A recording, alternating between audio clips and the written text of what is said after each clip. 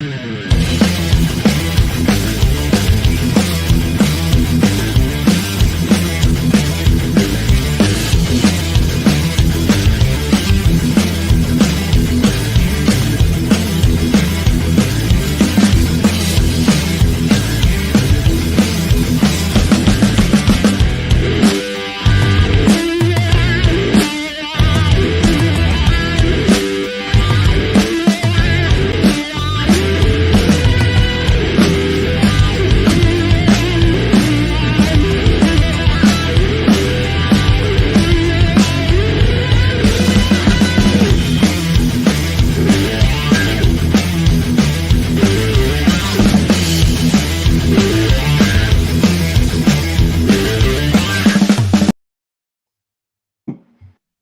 live, baby, live. Welcome to NCAA Net Profits. Attorney is among us, Max. It's March 15th. It is Tuesday. I'm pumped up. We got a couple playing games. We got a bunch of NIT games, and I can't wait to get your thoughts on some of these NIT games. As I think today and tomorrow is a good time because it kind of gets lost once the tournament starts here on Thursday. But these opening games are always interesting because we just have two playing games right now. But how you doing today? What's going on, my guy? What's going down? Yeah, Conor, I'm glad to be here with you. I'm glad to be here with the freaking pubbers, and obviously, with all you guys going to meet up in San Antonio. I'm hella jealous. Just wish I wasn't such a badass that they had to keep me out of your country. So I'm ready to go. I'm excited for every fucking one of these games. I'm hungry. I want chicken tenders, and I would never dip them in honey mustard because I'm fucking straight up better than that. So I'm ready to fuck with my eyes open. It's March Madness. And Conor, I'm just glad to be here with you and our fucking awesome fucking chat. So am I. A shout out to the chat real quick. I'm going to hit everyone up real fast, Max. And if you want to, because we always do it, it's tradition, I want to give you the floor to give a little line movement on since we got a good amount of games tonight, a little decent amount of action here. But first, let me hit this up. Nunya, Ron Lofton, obviously Maxwell Smart at the top. He's here. He's already typing, ready to roll in the chat. My guy, G. Martinez, Polly Walnut, Stan Kelly, great to see you. Jake Kaiser, my man, Prince of the City, 11 days for sure. Ron Lofton, TCATL, AJN, shout out to you guys. Hit the mother like button. That's all I asked for. Max might want a few other things down the line, but that's all I want here. But Max, give me some of the line moves that caught your eye in the two play-ins and the NIT first round tonight. Yeah, listen, obviously with our premier games, the play-in games in Dayton, Ohio at UD Arena, obviously with Dayton Arena being the spot, a lot of teams have freaking started their program freaking massive runs that they made through this tournament, and maybe we're going to see one of these four teams do that and start it tonight. So Texas Southern, a battle of freaking tomahawk steaks with the Islanders going up against the Tigers, and we've seen the total surprisingly go from 135 to as high as 137, and that's interesting considering that a lot of games at this point range and at this seed have been unders in these play-in spots since they implemented them. So there is that. We have seen Texas Southern get as high as a 4-point favorite or 4.5-point favorite, and then has come back down. So you're seeing some split-sided action on that spread. With Indiana and Wyoming, we have seen the total go as low from 133.5 to as low as 131.5. Now it's pretty much settled market-wide at 132.5. I do think that looking at the NIT, it is important to remember that none of these games are being played on neutral courts. There will be a home team in each of these matchups. With Belmont and Vanderbilt, this is obviously an in-state battle. And with Belmont, you just want to know, can they get it up? Is the freaking prostate so big that they can't get the blood flow down there?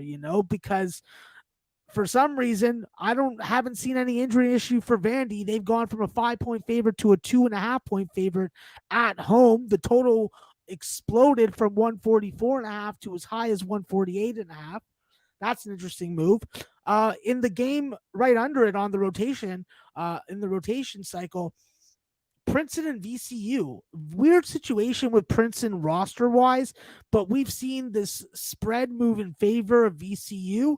We've seen this total go in favor of the over with VCU in the game.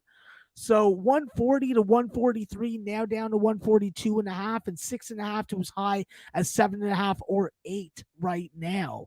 So very interesting. You're going to have to really play your number and not really worry about the line move in my estimations. Xavier Cleveland State, that is another interesting motivation game. Xavier gone from a 13-point favorite to an 11-point favorite, and probably the right move. The question is Cleveland State wanting to win this game or even play tonight? So Oregon, Utah State, nothing significant there. We have seen a 2-point line move in the Alcorn Texas A&M spread, and we have seen a 1.5 move or 2-point move towards the over from 138.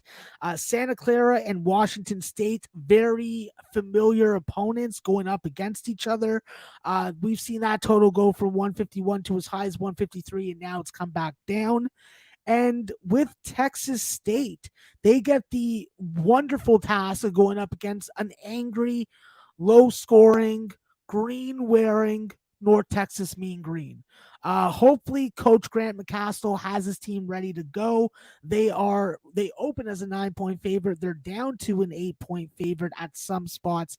And with that total opening up at 119 down to as low as 117.5, definitely makes some sense. Now, Missouri State and Oklahoma, that is our second last game on the board. And Missouri State, let's not forget, this team has played some very good defense. And this total open up at 142 is down to as low as 137.5 with a lot of variation across the market. When we look at Oklahoma going from a 6.5-point favorite to a 5.5-point favorite, makes you question what their motivation is going to be in this game. And looks like an interesting live betting spot. Now, this is obviously a sensitive subject to me, Connor, but I will discuss it. My Bonnie's traveling across the country, traveling to an altitude, traveling to the West Coast, and now has to play as a 3.5-point underdog or 4-point dog against Colorado. Not a very nice task, and we've seen the total go from 137.5 to as high as 139. Now, we do have one game in the basketball classic. One game was postponed. That is Western Illinois UTEP. It is now, I believe, on Saturday, where I did read before it was going to be on Thursday. In the one game that we will have in that tournament tonight with Appalachian State at home, they opened up as a 9-point favorite. They got as high as an 11-point favorite, and now we've seen them come back down to 10.5. The total opened up at 133.5, got as high as 139, and now you can find it anywhere between 137.5 and 138.5. So interesting line moves. Very important to play your number here. And for me, I feel like I'm betting naked because I just don't have a postseason model that I'm using. So tumultuous times, stressful times, but thank God for live betting, Connor, because they can make every mistake look like a fucking miracle shot. Yeah, I've definitely leaned on it more and more over, let's say the last 5 years or so, more, right in that range. But yeah, shout out to El Dorado, Stodian, 2 $10 donos. My guy.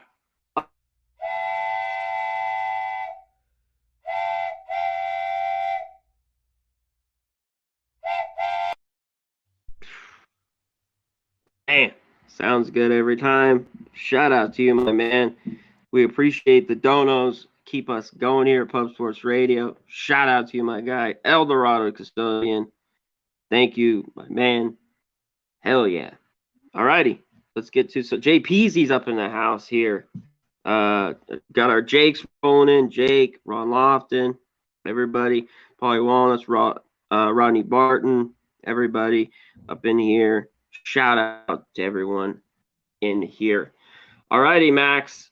Let's get to the games.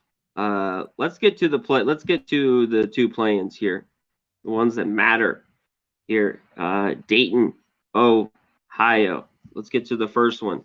Texas A&M Corpus Christi coming in playing really, really well as of late, which I like. Texas Southern also doing well. Very good defensively. Laying 3. Now it's moved to 3.5. Everywhere. I thought this total's pretty interesting. If Texas Southern, you got to like the under, but we know A&M Corpus Christi kind of plays more of an up-paced. But they've played well defensively, Max, in the conference tournament. They really kind of locked on, even though in their conference, just to say, but keeping teams in the 60s and scoring over 70. This game's difficult for me. I lean the dog and I lean the under, but I think the total's pretty sharp. I'm going to stay off. What do you like here? This should be a good one. Texas A&M Corpus Christi, Texas Southern. Yeah, absolutely. Obviously, with this Islander team, they're a team that's shown the ability to have multiple guys step up. And when you look at Simeon Fryer and Taryn Murdoch's and the scoring that they gave you from the backcourt, and especially being clutch at the free throw line, that's the reason why the Islanders are in this game right now. Like, don't get me wrong, they have Trey Tennyson, they have Miles Smith that they can rely on, but the coaching staff has been playing these two guys heavy goddamn minutes. And when you can score from all three levels, and Fryer, he's hitting 52% in the Southland tournament from 3-point line, there's a reason why they're here right now. You get hot at the right time of year, then yeah, you're good. But now you're going up against a team that I thought that Texas Southern had bad ball screen offense. No. The Islanders have way worse ball screen offense, and that's the big problem for them. Being able to avoid those fucking runs. And if Texas Southern goes on a second half run, like we've seen them do to start second halves in all three of their SWAC tournament games, that's a big problem. I think that when you look at Texas Southern, they're playing their best basketball of the year because they're not relying on their front court to freaking win a rock fight type of game. The way that they're winning right now, and they've shown us over the last 3 games, is being effective at the free throw line, hitting your 3-pointers, getting PJ Henry and John Walker opportunities to score the basketball. These are guys that were an afterthought at times in the overall scheme. And now you can throw that along with freaking the rebounding that you get. And we have 5 guys on this Texas Southern team that average more than 4 rebounds a game. It's a difficult matchup if you're not making jump shots for the Islanders.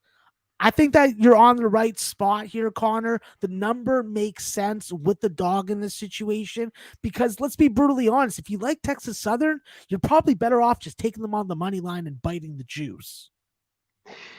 I think so too. One thing with Texas Southern, like I had listed here, I think they're the third or fourth most experienced team in D1 bringing back players. They've been here. Corpus Christi hasn't been to the dance in 15 years, Max. But they came out great. They went through a rough patch, lost 5 or 6 games, and then played well down the stretch. Such an interesting one here with Southern's defense. I think Corpus Christi can hit more shots.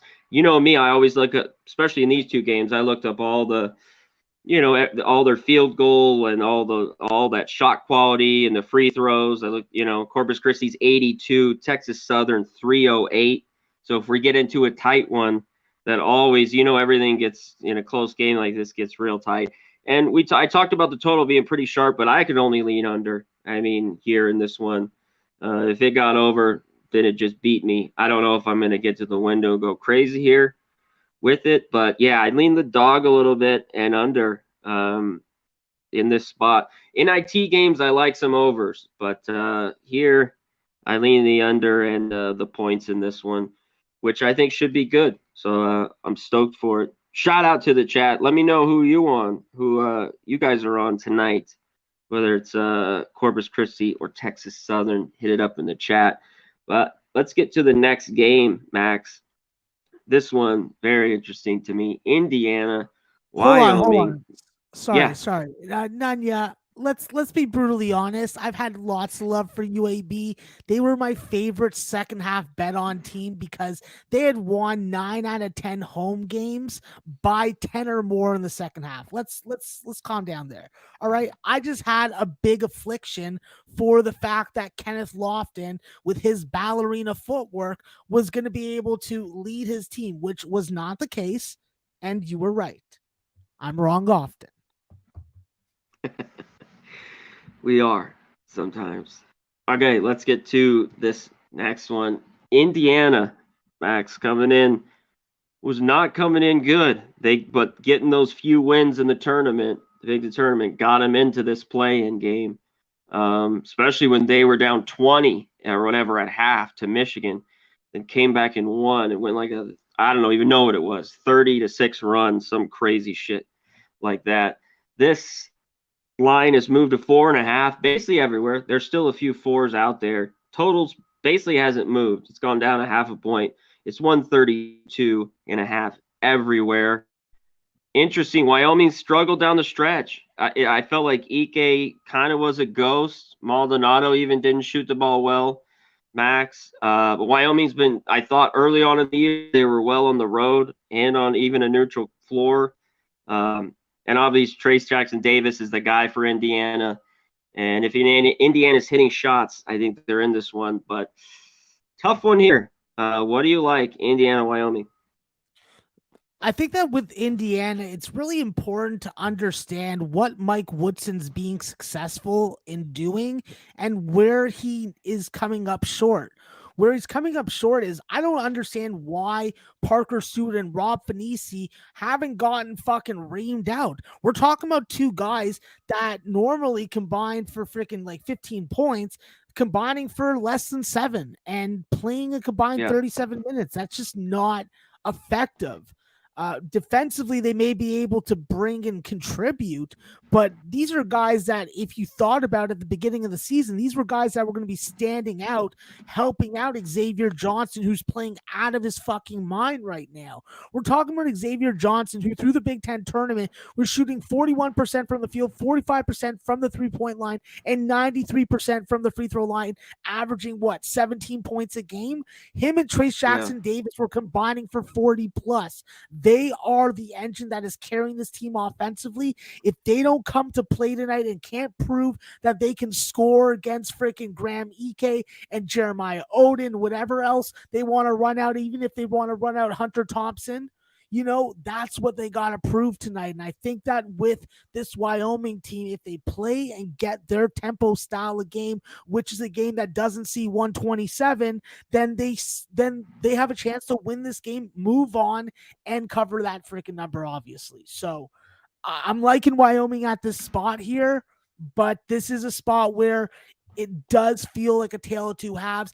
Indiana has seen a lot more pressure to getting off to good starts. And if they do, this could be some very tumultuous times in the second half in the last 5 minutes. And mostly when we look at this, it doesn't always happen, but for the most part, Max, we just were in conference tournament games where these teams play each other, whether it's on a neutral floor or not. But now these teams are on neutral floors and haven't seen each other. And they haven't played neutral floor games since November against teams like a Wyoming wouldn't play an Indiana. So I always look to have unders. There's just a feeling out, whether it's the arena, you can go into all that stuff, the sight lines. They kind of just feel each other out. That first half unders always work well, especially early in these games. By the way, Wyoming has struggled to score. That's why they struggled at the end of the year, Max. This team was scoring, like their last 5, it was like 61, 59, 65, 68. They're just having a tough time scoring. I think it's kind of, I don't know what we're going to get tonight. I know the totals, I think it's pretty sharp here at 132.5, but the way Wyoming's playing now is slow of a pace. Indiana's scored more as of late, in these big games in the Big Ten. They kind of jacked it, got them up, scored in the 70s and 80s. But I can only look under. And in the end, the side's tough. As much as I trusted Wyoming early, I still kind of here. I wish I was catching 5, 4.5's decent. That's a lean for me there, and the under in this spot. So, what do you like here? Do you like under first half, or what do you like? Do you think there's points, or what? No, I think that the under in the first half is the best way to approach it. I think that when you look at Wyoming's first half team total and their point output compared to the first half compared to the second, definitely screams Wyoming first half team total under, also in addition to the first half under.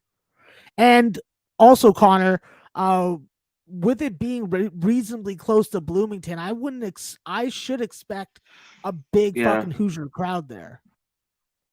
yeah, they should be there in full force. Wyoming's just coming in, limping in. I lean under offensively, and they've been so slow paced. I've watched them lately; it's not looked good. Yeah, All but right, great breakdown. Let's get to sorry, I was just gonna say that the X factor for Wyoming is Brandon Wenzel off the bench. With his 3-point shot being as fucking hectic and high point as it is right now, that kid can make the difference tonight. And with these tournament games, when you take 20 minutes to really establish yourself and feel your opponent out, like we see quite often, that could be Mhm. the difference maker. That could be the firework that helps them or burns them. Or Burnson. If they want to be in it, they need him like that because Maldonado can only do so much, and he didn't have great games down the stretch. But teams are zeroing in on him. He's the best player on the team, on the floor. So yeah, Yeah, Trey should be Jeffries good. also. Yeah, yeah. I just mean for Wyoming, I think he's the best player, on their team all around. Let's get to the NIT here in this one. Belmont, Vanderbilt, Max. This line has come down, like you mentioned, to 2.5, basically everywhere. Totals moved up to 148, 148.5. Break it down for me here. Belmont, Vandy.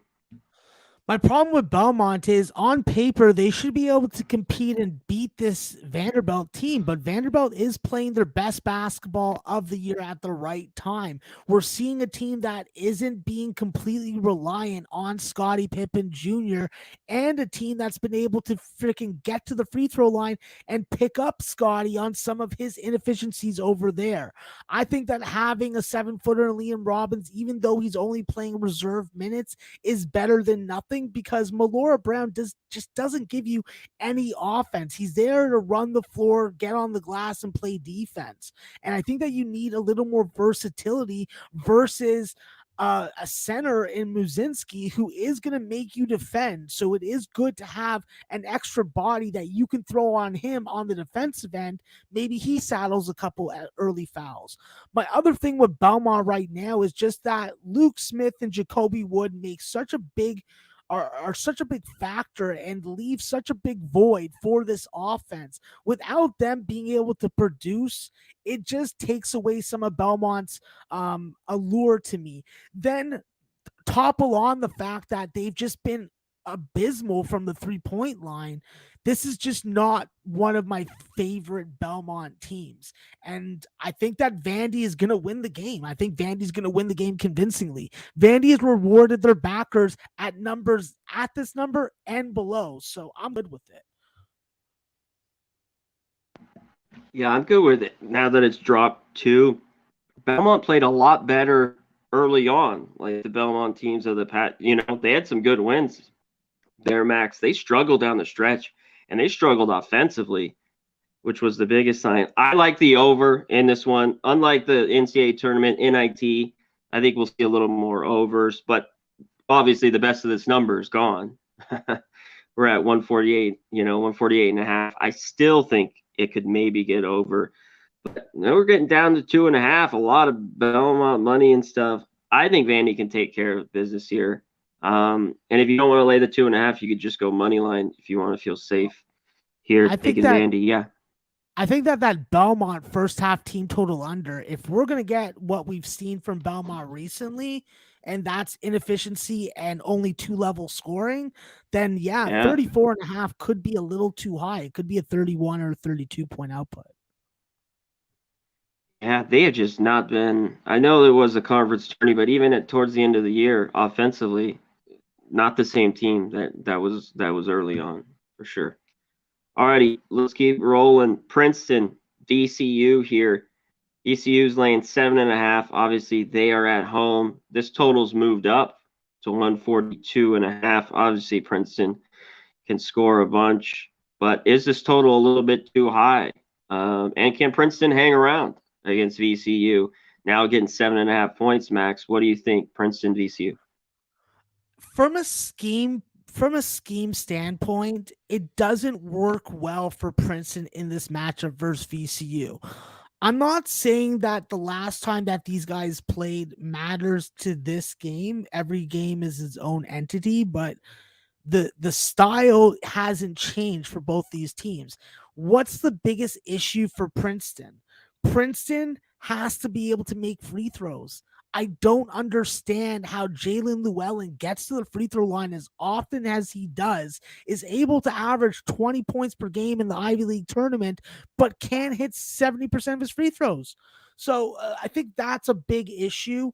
And then, of course, the biggest issue for Princeton with the way that they get back in transition defense is, do they get killed on the glass? Do they miss out on extending some of those possessions from those quick shot threes that they're going to take? Then, Conor, the conundrum is the motivation aspect.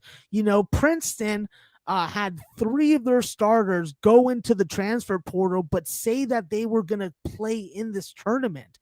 So I wonder what kind of game we're going to get out of these Princeton Tigers early. I think that if they can get their 3-point shot off against this VCU stout 3-point defense, then they got a shot and they're worth a first half look. Otherwise, I think that VCU just overpowers them on the glass on both sides, takes the ball away from them in the half court, and presses them.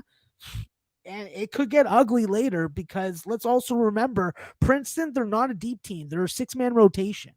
So anyone that gets into foul trouble has to either play with fouls or ends up fouling out later. Yeah, this is one I don't know if I'm going to be on. I lean VCU. I don't love laying points like this time of year, but I don't know if Princeton has much. Losing that tough one to Yale, now having to go Yes, play Llewellyn VCU. is And how in the much VCU, lineup. though? This is what's up? Yeah, I was he just should be in, right? For yeah, Princeton. he's Yeah, in. that's what I have. He's in, so he's a big deal. They need him. But Williams, Baldwin, I think VCU is a better team. Just do you want to lay the points here with them in this one? That would be my lean. I lean under a little bit as well. I know this has moved up, but and Princeton can really go. But the whole thing with the NIT, Max, which everyone brings up, how motivated are these teams? It's just like, who's going to be there? The crowd, do they really want to play? Is it, full pressure? Like, that's the hardest thing sometimes in NIT games. So that's what I found difficult over the years. All right, let's keep rolling here. This one should be one I like that I think is too many points, but we'll see what you like here. Cleveland State, Xavier. Xavier's laying 11. Huge number. I was shocked. He was even 13, Max, in this open. This total is 147.5. Xavier hasn't played much defense. This is a high total. I don't have much. There should be points. I don't know if it reaches that, but I lean the points here with Cleveland State. What do you like? I think that when we look at Cleveland State, they're a abysmal freaking scoring has been quite noticeable. When we talk about some of their free Free throw and throws. some of their Amazing. when we talk about their free throw and their overall lack of confidence when it Man. comes to shooting the basketball, that's what's going to handicap them in this game unless they wake up and have a freaking alert from God moment. Now, Cleveland State on paper has all the necessary pieces to go into Xavier's building and give Xavier a ride for their fucking money because we're talking about a physical team. We're talking about positionless basketball. We're talking about multiple ball handlers, and we're talking about a good defensive full court press that they're going to play 30% of the game. So with Cleveland State, the question is, how do you deal with the size of Xavier with Zach Fremantle, Jack Nungy? Nungy's playing his best basketball of the season. He was definitely surprised to be leading this team scoring wise, and he's upped his tempo and freaking ammunition. So you're going to have to keep him off the glass. You're going to have to keep him off the O glass. You're going to have to keep him out of the paint scoring. Can Cleveland State do that? I do think so. Deontay Johnson, that would be his assignment. I think that with Cleveland State, most important part for them is to get off to a good start. If they get off to a good start, they're going to be in this game because if there's any team, Conor, that doesn't have proper motivation in this tournament, Xavier would be them. They thought they were in the fucking big dance, and they're not. So I think that this could be one of those spots that maybe Cleveland State loses out. Cleveland State wins outright. I haven't bet that. Yeah. But it is very possible. Yeah. I mean, Xavier, how much this team's got to be disappointed? Are they really going to give a shit? I mean, I know they're at home. Maybe they have a little bit more talent. I mentioned earlier the three. Cleveland State wanted bringing back all their starters too, right, Max? So experienced team that didn't. Maybe they're disappointed a little bit, but this will be their last time. So I thought it was just too many here. How's Xavier after how bad they were to end the year? It was just awful. I know they had some injuries, but yeah, this is Cleveland State or just pass for me in this one. Let's keep rolling here. Oregon, Utah State. Utah State 5-point favorites. There's 4.5 out there or so, but 5 everywhere, Max. This totals 144.5. Do you have anything in this one? Absolutely, Conor. This is a real interesting matchup because Oregon is going to be missing Will Richardson. There is someone else that they're going to be missing that just came out. They're going to be missing Dante also. So while Dante brings very good rim protection, decent low block scoring, and a 7-foot frame, they do have Frank Kepnang to be able to step up and step into the role. I think that Oregon doesn't lose as much from that absence as they do from Will Richardson not being in the lineup. Let's not get it twisted. This team has multiple ball handlers. We've seen Jacob Young and what happens when the ball's in his hand. Him and Quincy Guerriere are going to average 20 points per game in the Pac-12 tournament. If they can bring that type of offensive effectiveness tonight, then they can freaking survive in this game. Unfortunately, with this Oregon team, they can avoid foul trouble and they need to get some guys out of slumps. When you look at Eric Williams, an experienced, seasoned collegiate player, and Davion Harmon shooting 20% from the three-point line, that's just unacceptable at this time of year for upperclassmen of that pedigree. So if Oregon wants to play tonight, they better bring it in the first half. Otherwise, they're going to be slurping some cock soup. This Utah State team, Conor, with Brandon Horvath and Justin Bean just as the start, then all the bodies that they're getting back right now, wrong time to be fucking betting against Utah State at home, in my opinion. I agree. You know me, I want nothing to do with Oregon. I don't love the 5, but this is Utah State or nothing for me in this game, for sure. Don't know about the total. If Utah State's on and rolling at home, you know, they could get higher scoring. And Oregon's a strange team that played unders when you know my problems with Oregon. So this is just be Utah State or nothing for me here. Yeah.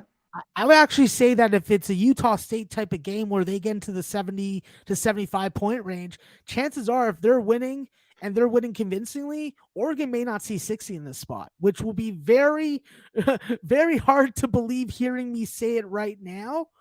But Yeah. we've seen it over and over again from Utah State with their defense. It is underestimated. It's a matter of whether they can score enough to beat teams. It's not whether they can defend them. Yeah, that's true. You might be right there. All right, let's keep rolling. This number's come down. You talked about Alcorn State, Texas A&M. Obviously, A&M's at home, but laying a massive number, 18 and a half. There's still some 19s out there.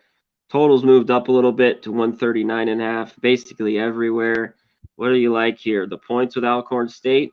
What do you like? Or the total? What do you like in this one?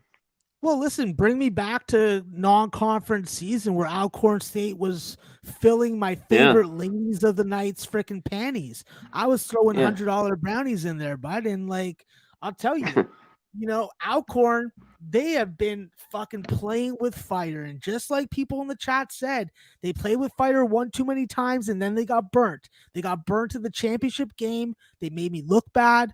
They cost me some money. They took minutes off my life. But Alcorn, come on, at this number, this is a spot where we've been able to profit off them. This is a group that obviously has multiple guys that can step up and be an outlier in any given game. The problem is, can they score enough in this matchup? Because what's rare for me to say in many years of capping college basketball, Texas A&M's offense is very, very stout right now. With their ability to hit free throws, with their ability to drill threes, go on runs, start games off on big runs, take the Tennessee game out of your mind. Get that out of there. This isn't Tennessee that they're going up against. I think that when we look at Texas A&M, Connor, Quentin Jackson, Henry Coleman have to be the 1-2 tandem that stir the pot. Tyrese Radford shooting 65% from the three-point line during the SEC tournament. Can he carry that over? These guys are playing at home. I like their team total over. I like Alcorn on the spread, but Texas A&M, I think they're putting up some points. A&M, you're right, Max. Has been a different team scoring. To see Buzzway, a team like his, to score this much has been shocking, and they've been efficient. Like you said, multiple scorers that do a great job. Huge number here. And how motivated will they be?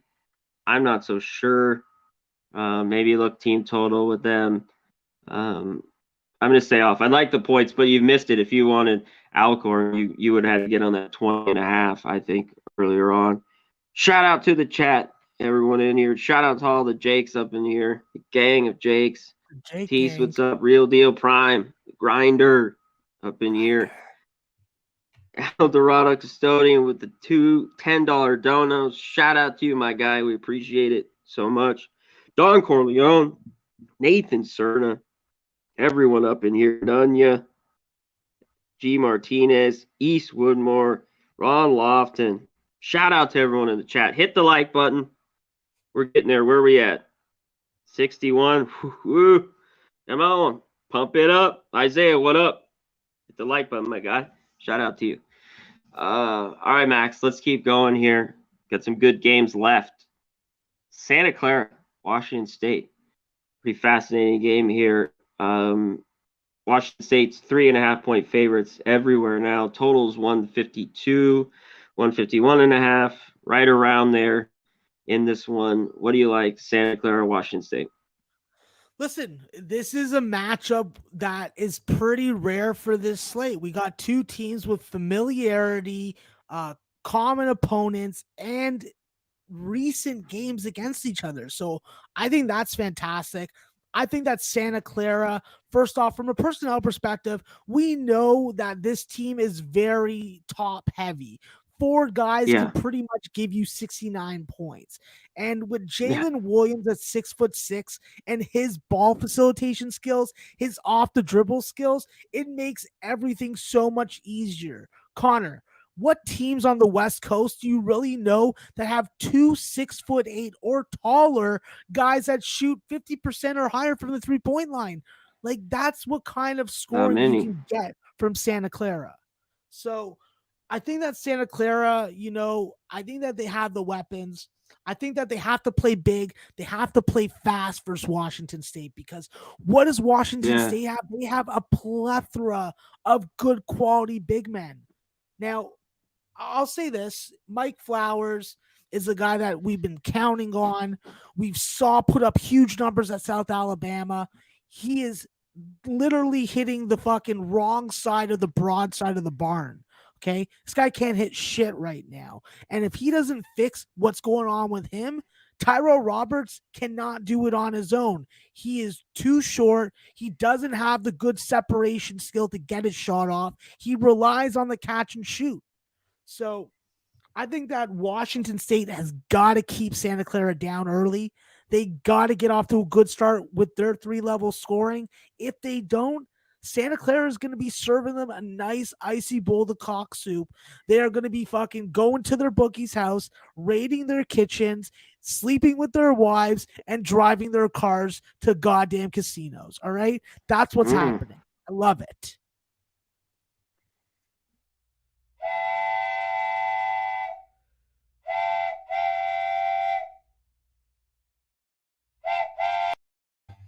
Boom. Another $10. Oh my God. El Dorado custodian. Shout out to my guy. He says it's Daryl. Forgot I was gonna say, but respect. And do you play poker? Shout out to you, El Dorado custodian. The $10 dono coming through clutch. Third one. Man, that never gets old. Hitting the train there. I could hear that all show long. Max. See if Santa Clara can get it done. All right. Texas State, North Texas. North Texas laying 8.5 here. Obviously low total with these two at 118. I still think it could stay under. What do you think here, Max? Texas State, North Texas. Hey, listen, North Texas is the king of winning a game that doesn't get to 100. The question is, can they win this game by this margin tonight? Obviously, it is going to be difficult for Texas State to get into the middle and score like they normally do against a lot of Sun Belt opponents. You're taking a major step up in defensive quality, and if Shelby Adams and Mason Harrell and freaking Caleb Asbury can't extend that defense and really open up some driving lanes, they're going to be in trouble. They're going to be able to hold their own on the glass. They're going to have to disrupt the ball facilitation that you're going to get in the high post from Thomas Bell. But in my opinion, I think that Texas State is armed and ready with the right pieces for this matchup.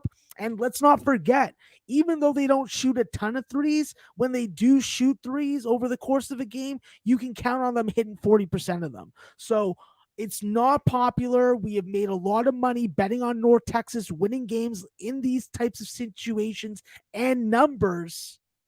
I'm going against it. Hopefully I don't regret it, but under for the full game. Absolutely. North Texas team total under 62.5. And I'm definitely going to take the points with the Bobcats. Yeah, I lean with the points, but I don't. Yeah, 118 under here. You know that, Max. You know what I was gonna say there. Shout out to Leroy St. Peter. He says, "Hey Max and Mac, always follow you, but don't get a chance live." Shout out from Toronto, and Nelson gives you a shout out as well. Keep kicking ass. Shout out to Leroy St. Peter in the chat there. Leroy. Nelson. All right, let's keep rolling, Max. Missouri State, Oklahoma. Oklahoma 5.5. Some places 6. Still, total 138.5. Man, tough one here. Can Missouri State cover this number? Are they going to be motivated, you think? What do you like here? Listen, I think that with Missouri State, we got to freaking hold up and just take a look at what we've been seeing from this team. This has been a team that has been lacking depth. Dana Ford has not been trusting in his recruits, specifically Jalen Minette, Dawson Carper, who can provide a 7-foot body up front. The problem for Missouri State is what Missouri State team is going to come out tonight. We've seen them play freaking defensive basketball at home, up-tempo basketball on the road. We've seen them win games as a dog, below games as a favorite. And with Oklahoma, we have to wonder what kind of Oklahoma team we're going to get. Ideally, Oklahoma wants to be in a rock fight. That's where they're best suited. They have a bunch of front court size that they can use to stretch a defense with 3-point shooting. And with Umaja Gibson being as confident as he's ever been in a Sooner uniform, this is an ideal time for him to take advantage of a depleted guard backcourt. Now, how they guard Isaiah Mosley in the isolation and the one-on-ones is going to be intriguing. But if Oklahoma gets their pace tonight, they're going to win this game. If Missouri State takes Oklahoma out of their comfort zone, when you have Gage Prim and Isaiah Mosley as your 1-2 tandem, it's going to be hard to beat you, even at home in a tournament setting. So could be seeing a crazy upset in NIT tonight, Connor. Yes. I might bet this one, Max, but free bet here. Give me Missouri State in the 6. I mean under. I know it's not the best, but there's still some 139s out there. Give me the dog here. I think they bark in this game against Oklahoma. Shout out to the chat. Hit the like button to everyone in here. Max, to the next game. I think it was said earlier from Dan Kelly. Just say blank team versus Colorado. Colorado favored by 3.5. Total 138.5. Tell me what you're on here. God damn it. Why do they have to play it all? Why do they even have to be in this tournament? I know. These fucking assholes. They should have been in the big dance, Connor. They should have a shot. Should have been. Richmond should be fucking bowling right now, not getting ready for a game against Iowa. Let me just put it this way, Connor. My team has to travel across country. They have to travel to a West Coast time zone. They have to travel to a place that they have to play at elevation. Then they have to go up against Jabari Walker and Evan Batty down low. Oshuni and Koulibaly are going to have problems. And if you don't play them together, then Jalen Attaway has a major size disadvantage against one of those guys. So I hate to say it. Colorado probably wins at home where they've been their most dominant and capable of covering numbers like this. But I'm just a glutton for punishment. I'm going to be on my Bonnies plus 3.5. So it's not pleasant. It's not pleasant. It's not pleasurable. Okay. A lady of the night would provide a lot more pleasure and a fluid extraction. This is not going to happen from the Bonnies game. Well, this is the big key here in NIT games.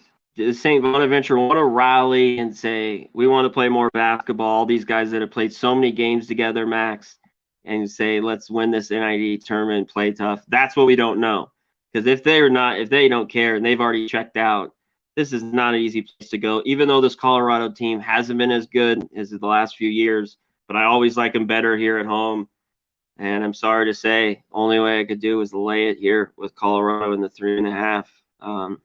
But I don't know how St. Bonaventure is going. You know me, you're reading the inside outs of this Bonaventure team. They want to play tonight? I think that they want to play tonight.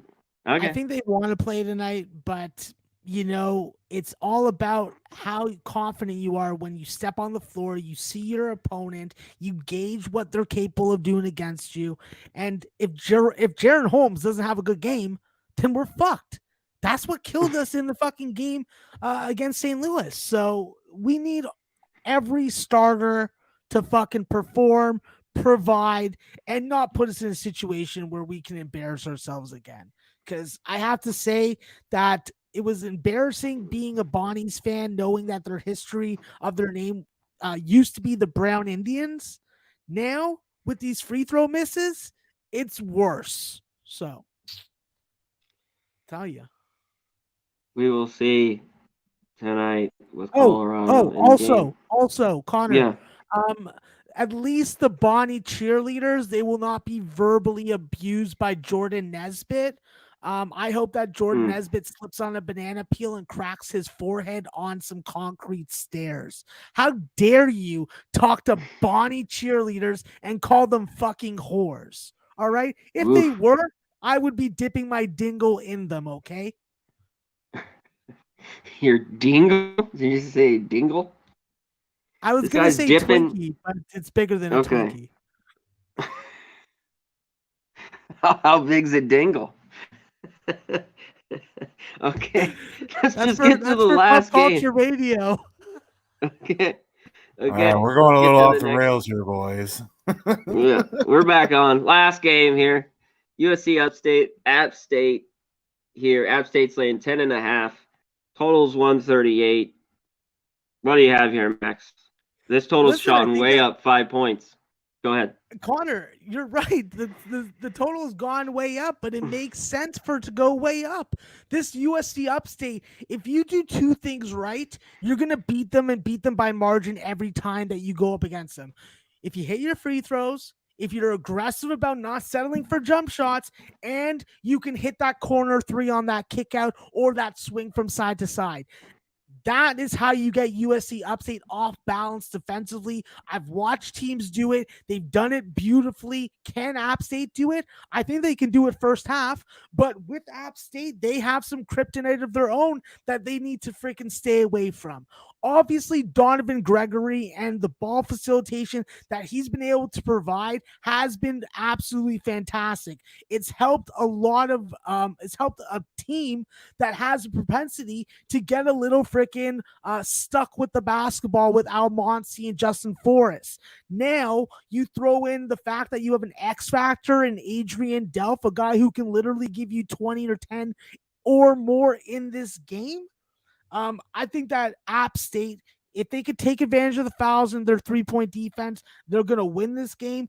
If they get into an elevated scoring matchup, they're going to have to win on the glass because you know what? One thing I've learned about App State and hopefully shows up again in this game, they are shaky as fuck from the free throw line in the second half, and they sometimes blow big leads. Maybe this isn't a situation where they do it because of the opponent, but Bryce Mozon and Jordan Gainey are nobody to freaking put your nose up at. They can play basketball. Do you think they can just score all over Upstate and still gets over this total that's risen to 138? Yes, I think so because Upstate is not afraid to take shots early in the shot clock. They will get opportunities. Yeah, I like App State, who I talk about all the time, Max. I like them catching points, laying 10.5. I don't want to be involved in this one at all, and the lines move totally against me. And I don't know if Upstate, how much they can score. This one I'm going to watch. This one I'm going to stay off. I have no opinion really on this one.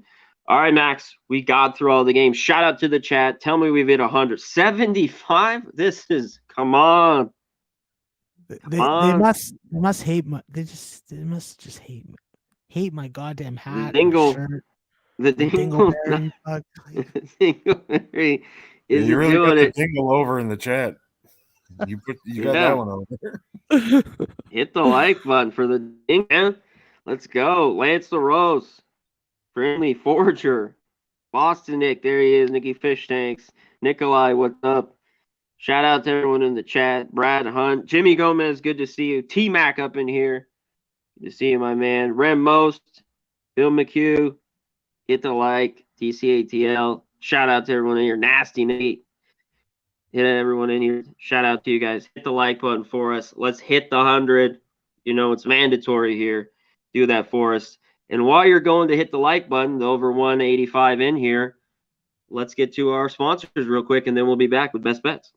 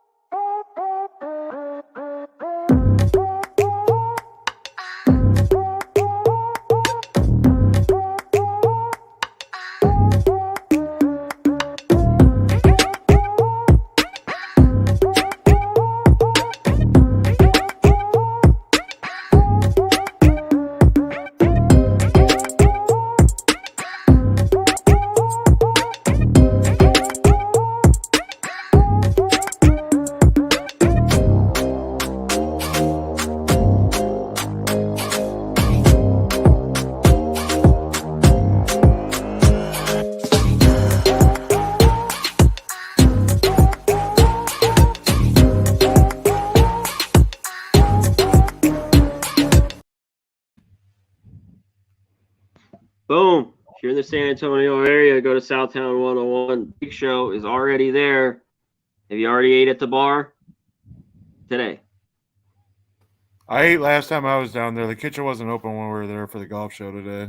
They don't open Oh, till it wasn't 5. while you were down there? Oh, you're not down there right now? No, I'm at No? the hotel now. Oh, okay. I didn't know if you were still down there. Oh, he is there. We're all going to be there next week. He's already there, getting everything done. You know what to do. Go to mybookie.ag at promo code PubSports. Transfer, use the Bitcoin. They'll match you with 1,000. And last, go to manscaped.com. As our guy Nikki Fishanks is in the chat, it's got a flashlight. You can use it in the woods. You can use it in the shower. It's waterproof. And get all the ball deodorant, all the other crap that comes with it, or lotion, all that good shit from Manscaped. Shout out to Manscaped. Great product. And last, get the pub rub. Go to pubsportsradio.com. Pick that shit up, 2 for $25. And while you're at pubsportsradio.com, cop one of our t-shirts. Check out everything on there. Support Pub Sports Radio. Shout out to El Custodian. Man, 30 bones today. Donos. Thank you, my man. Shout out to you. All right, did we get the hundo? All right, 3 more. Hit it. That's all you need to do. Max, last words for the chat. Whatever you're going to bet. Get it. I'm very tempted, Ramos, to make Colorado my best bet, but I'm not doing it. I'm staying away. Listen, I'm going to Utah State. I think that when we look at this Oregon team and their up and down defense, best way to describe it, I do think that the running big man of Utah State will have a big impact in this game. This could be Justin Bean's last collegiate game. I don't expect that it's going to be. I like Utah State even at the 5, -114 with no Dante and no Will Richardson. So sign me up with Utah State. All right. Yeah, I won't make Colorado my best bet just for Max's sake. Thank you.